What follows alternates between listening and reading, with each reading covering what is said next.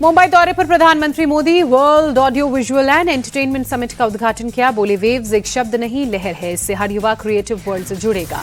मुंबई में पीएम मोदी ने कहा, सिनेमा देश की संस्कृति की आवाज। भारतीय सिनेमा आज दुनिया के हर कोने में पहुंची। पीएम मोदी ने कहा, विकसित भारत की हमारी यात्रा अभी शुरू हुई है। भारत तीसरी सबसे बड़ी अर्थव्यवस्था की ओर तेजी से बढ़ रहा है। पीएम मोदी ने कहा, हमें इंसान को रोबोट नहीं बनने देना है। इंसान को संवेदनशील और समृद्ध बनाना जरूरी। मानवता विरोधी मानसिकता से बचने की जरूरत। World audio visual and entertainment summit में सितारों का जमावड़ा। अक्षय कुमार, हेमा मालिनी, दीपिका पादुकोण भी शामिल। जियो कन्वेंशन सेंटर में वेव्स 2025 का आयोजन। आमिर खान, चिरंजीवी, मानुषी छिल्लर और निमृत कौर भी शामिल। 4 दिनों तक चलेगा वेव्स 2025। अनिल कपूर, करण जौहर और फरहान अख्तर भी शामिल। अरब सागर में इंडियन नेवी का युद्धाभ्यास। पाकिस्तान से 85 नॉटिकल माइल्स की दूरी पर नौसेना। 3 मई तक भारतीय नौसेना का युद्धाभ्यास। भारत ने 23 मई तक के लिए नोटिस टू एयरमैन जारी किया। पाकिस्तान रजिस्टर्ड किसी विमान या मिलिट्री एयरक्राफ्ट को भारतीय एयर स्पेस में उड़ान की इजाजत नहीं होगी। पाकिस्तान के सभी एयरलाइंस के लिए हवाई क्षेत्र बंद करने पर retired air marshal Sanjeev Kapoor ने कहा, पाकिस्तान से मलेशिया, ढाका, सिंगापुर, ऑस्ट्रेलिया जाने वाले सभी उड़ानें प्रभावित होंगी। भारत ने पाकिस्तान पर लिया बड़ा साइबर एक्शन। एक्ट्रेस हानिया आमिर सहित कई पाकिस्तानी हस्तियों के अकाउंट भारत में बैन। पाकिस्तान के खिलाफ भारत का एक्शन जारी। जावलिन थ्रोअर अरशद नदीम का Insta account ban. Olympic champion है नदीम। भारत के अटैक की आशंकाओं को देखते हुए पाकिस्तान में जबरदस्त खौफ। इस्लामाबाद नेवल कॉम्प्लेक्स की बिजली सप्लाई को बंद किया गया। इस्लामाबाद में एयरफोर्स कॉम्प्लेक्स की भी बत्ती गुल। रावलकोट मिलिट्री अस्पताल में भी पावर शटडाउन। भारत के खिलाफ अपने एक्शन में पाक सेना ने वीडियो में तुर्की के ड्रोन दिखाए। वीडियो गेम की फुटेज भी इस्तेमाल की। जंग की आहट से ही पाकिस्तान में जबरदस्त खौफ। पाकिस्तान के पास पेट्रोल डीजल की कमी। पाक सरकार का पेट्रोल डीजल स्टोर करने का आदेश। भारत के एक्शन की आहट से खौफ में पाकिस्तान। आईएसआई चीफ असीम मलिक को बनाया एनएसए। पिछले साल अक्टूबर में असीम के आईएसआई का चीफ नियुक्त किया था। लगातार 7वें दिन एलओसी पर पाकिस्तानी सेना की चौकियों से फायरिंग। कुपवाड़ा, उरी और अखनूर में छोटे छोटे हथियारों से गोलीबारी। पाकिस्तानी सेना की चौकियों से फायरिंग का भारतीय सेना ने मुंहतोड़ जवाब दिया। पिछले कई दिनों से पाकिस्तान की तरफ से हो रही है फायरिंग। पाकिस्तान में भारतीय सेना का डर बढ़ा। पाकिस्तानी सेना ने सियालकोट बॉर्डर पर पोस्ट खाली की। पाकिस्तानी फौजियों ने झंडे भी हटाए। नॉर्थ कश्मीर में ताबड़तोड़ छापेमारी। 50 से ज्यादा ठिकानों पर छापेमारी। संदिग्ध और आतंकियों के मददगारों की तलाश। अमेरिकी विदेश मंत्री मार्को रूबियो ने भारतीय विदेश मंत्री डॉक्टर एस जयशंकर और पाकिस्तान के पीएम शहबाज शरीफ से बात की। दोनों नेताओं को अपने बीच तनाव कम करने के लिए काम करने के लिए कहा। अमेरिकी विदेश विभाग के प्रवक्ता के मुताबिक मार्को रूबियो ने बातचीत के दौरान पहलगाम हमले में मारे गए लोगों के लिए गहरा दुख व्यक्त किया। आतंकवाद के खिलाफ लड़ाई में भारत के समर्थन की पुष्टि की। अमेरिकी विदेश मंत्री मार्को रूबियो के साथ बातचीत के बाद डॉक्टर एस जयशंकर का ट्वीट लिखा, पहलगाम आतंकी हमले पर हुई चर्चा। इससे अपराधियों को न्याय के कटघरे में लाना जाना जरूरी। सरकार ने पाकिस्तान के वापसी की डेडलाइन बढ़ाई। कुछ और समय के लिए डेडलाइन बढ़ाई गई। पहले 30 अप्रैल तक पाकिस्तानियों को भारत छोड़ने के लिए कहा गया था। सरकार के फैसले के बाद अटारी बॉर्डर पर गाड़ियों की लाइन। अटारी बॉर्डर से पाकिस्तानियों के लौटने का सिलसिला जारी। अब तक 926 से ज्यादा पाकिस्तानी अटारी बॉर्डर से लौटे। देश में आजादी के बाद पहली बार जाति जनगणना होगी। मोदी कैबिनेट में फैसले को मंजूरी। भारत में आखिरी बार 1931 में हुई थी जाति जनगणना। केंद्रीय मंत्री अश्विनी वैष्णव ने कहा, मूल जनगणना के साथ ही जाति जनगणना भी होगी। जनगणना के साथ ही जातियों की गिनती होगी। जाति जनगणना के फैसले को अमित शाह ने ऐतिहासिक बताते हुए कहा, पिछड़ों को सशक्त करना मोदी सरकार का लक्ष्य। बीजेपी के राष्ट्रीय अध्यक्ष जेपी नड्डा ने कहा, पिछड़ों के हक और सम्मान के लिए फैसला।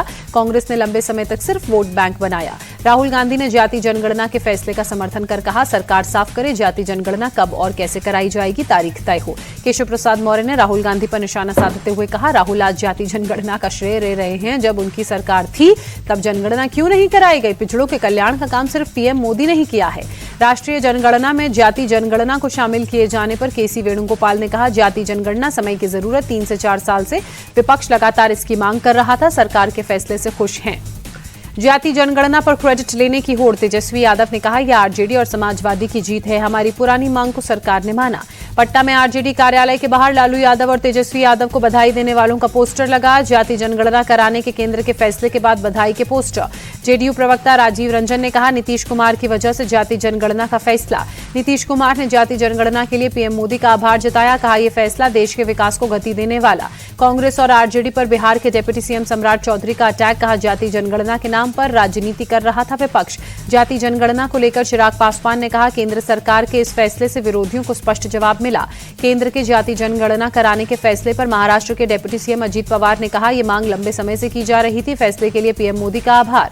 जाति जनगणना का श्रेय लेने को लेकर सियासत। सपा सांसद अवधेश प्रसाद ने कहा, हमने बीजेपी को झुका दिया, जाति जनगणना कराने पर हमने उन्हें मजबूर किया।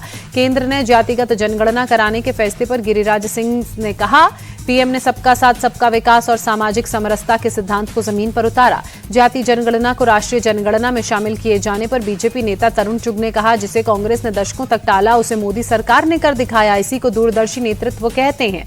सुप्रिया सुले ने केंद्र के जाति जनगणना कराने के फैसले का स्वागत कर कहा, केंद्र के इस फैसले का पूरी तरह से समर्थन करती हूं। कांग्रेस ने कांग्रेस वर्किंग कमेटी की बैठक बुलाई। कल शाम 4 बजे पार्टी मुख्यालय में मीटिंग। खड़गे, राहुल गांधी, सोनिया गांधी समेत कांग्रेस के तमाम नेता मौजूद रहेंगे। महाराष्ट्र का 65वां स्थापना दिवस आज। मुंबई के हुतात्मा चौक पर सीएम फडणवीस ने श्रद्धांजलि दी। संयुक्त महाराष्ट्र आंदोलन के लिए जान देने वालों को श्रद्धांजलि। महाराष्ट्र के स्थापना दिवस पर ठाणे के पुलिस परेड ग्राउंड में समारोह का आयोजन। डेप्यूटी सीएम एकनाथ शिंदे हुए शामिल। महाराष्ट्र स्थापना दिवस के अवसर पर पुणे में समारोह। डेप्यूटी सीएम अजीत पवार ने पुलिस मुख्यालय परेड ग्राउंड में राष्ट्रीय ध्वज फहराया। महाराष्ट्र के स्थापना दिवस के अवसर पर राज्यपाल सीपी राधाकृष्णा ने किया नमन। छत्रपति शिवाजी के साथ कई समाज सुधारकों को श्रद्धांजलि। महाराष्ट्र दिवस पर पीएम मोदी ने राज्य के लोगों को बधाई दी। लिखा, महाराष्ट्र ने हमेशा भारत के विकास में महत्वपूर्ण भूमिका निभाई है। श्रमिक दिवस के मौके पर दिल्ली में श्रमिक सम्मान समारोह का आयोजन। सीएम रेखा गुप्ता शामिल हुई, श्रमिकों से मुलाकात की। मंत्री कपिल मिश्रा भी इस दौरान मौजूद रहे।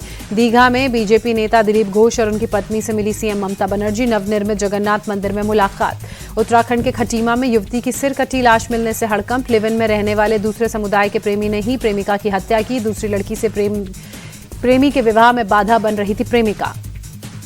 नैनीताल में धर्म विशेष के वृद्ध पर नाबालिग के साथ दुष्कर्म का आरोप। हिंदूवादी संगठनों ने कोतवाली के सामने हंगामा किया। नाबालिग से दुष्कर्म का आरोपी पुलिस की गिरफ्त में। घटना के विरोध में स्थानीय लोगों ने बिरयानी की दुकानों और कई रेस्टोरेंट में तोड़फोड़ की।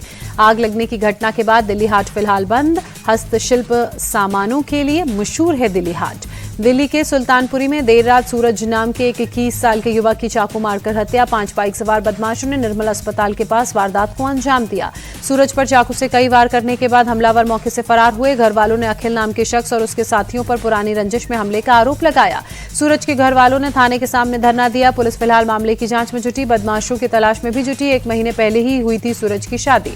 गुजरात के खेड़ा में एक ही परिवार के 6 सदस्य नदी में डूबे। सभी के शव बरामद। मरने वालों में सभी 14 से 21 साल के बीच। शाम के समय मेशरो नदी में नहाने गए थे। मरने वालों में 4 लड़कियां, 2 लड़के शामिल। रिश्ते में सभी भाई बहन थे। रिश्तेदारों के यहाँ ये लोग छुट्टियां बिताने आए थे। हादसे की जानकारी मिलने के बाद परिवार सहित पूरे इलाके में मातम पसरा। मौके पर पहुंची रेस्क्यू टीम ने सभी के शव बाहर निकाले। यूपी के बहराइच में राजस्व विभाग का एक्शन। 327 में से 127 अतिक्रमण के खिलाफ कार्रवाई। बुलडोजर से अवैध निर्माण गिराया गया। पटना में अचानक मौसम का मिजाज बदला। सुबह सुबह शहर के कई हिस्सों में तेज बारिश। अयोध्या राम मंदिर की पहली मंजिल पर राम दरबार का निर्माण कार्य जोरों पर। राम दरबार का पहला सोने का दरवाजा लगाया गया। पुरी में वार्षिक रथ यात्रा के लिए भगवान जगन्नाथ के रथ का निर्माण शुरू। अक्षय तृतीया के शुभ दिन पर शुरू हुआ। दिल्ली से हज यात्रियों को लेकर पहली उड़ान रवाना। केंद्रीय मंत्री किरण रिजिजू ने हज यात्रियों को माला पहनाकर हाथों में तिरंगा देकर स्वागत किया। हज कमेटी की अध्यक्ष कौसर जहां भी इस दौरान मौजूद रही। मुंबई के श्री मुंबा देवी मंदिर में अंबा महोत्सव का आयोजन। मंदिर में 12,000 से ज्यादा आमों में विशेष आमों से सजावट की गई।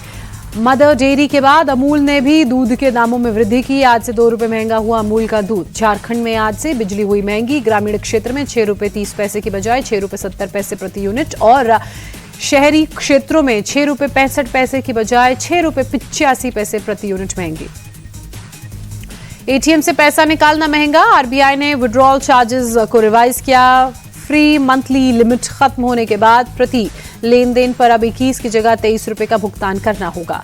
इंडियन ऑयल कॉर्पोरेशन ने चौथी तिमाही के नतीजे जारी किए। मुनाफा 153% बढ़कर 7,265 करोड़ रुपए हुआ। फेडरल बैंक ने चौथी तिमाही के नतीजे घोषित किए। शुद्ध लाभ 12% बढ़कर 1,091 करोड़ रुपए रहा।